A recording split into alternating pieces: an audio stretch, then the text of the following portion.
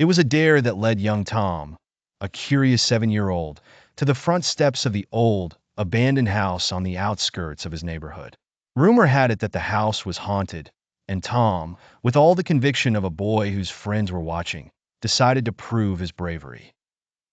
As the twilight deepened into night, he took a deep breath and pushed open the creaky front door. Inside, the air was thick with dust and an unsettling chill that sent shivers down his spine. The dim lighting did little to illuminate the broken furniture strewn haphazardly around. Tom's small footsteps echoed eerily off the walls, and every creak of wood served as a stark reminder of his isolation in this strange place.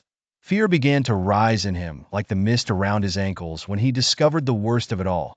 The door through which he had entered was now locked tight. Panic bubbled just under the surface as the shadowy figures of ghosts started appearing at the edges of his vision. They moved with an ethereal grace, some with eyes like embers, glowing softly, while others were mere wraiths, transparent and floating silently in the air. With bravery born of desperation, Tom searched for any means of escape. His small hands fumbled with doorknobs that refused to turn and rattled windows that stayed stubbornly shut. The shadows in the corners seemed to mock his efforts, whispering unnerving secrets to one another.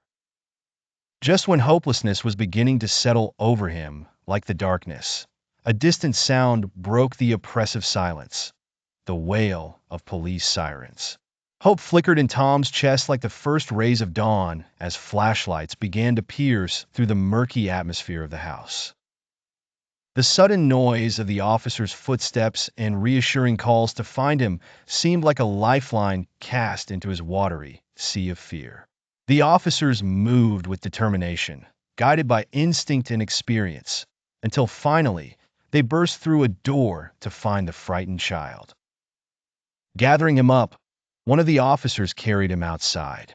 Tom could hardly believe it as he was finally brought to safety, the haunted house standing silently behind him, its mysteries unsolved but no longer his concern. In that moment of relief, the drama and horror slowly faded away.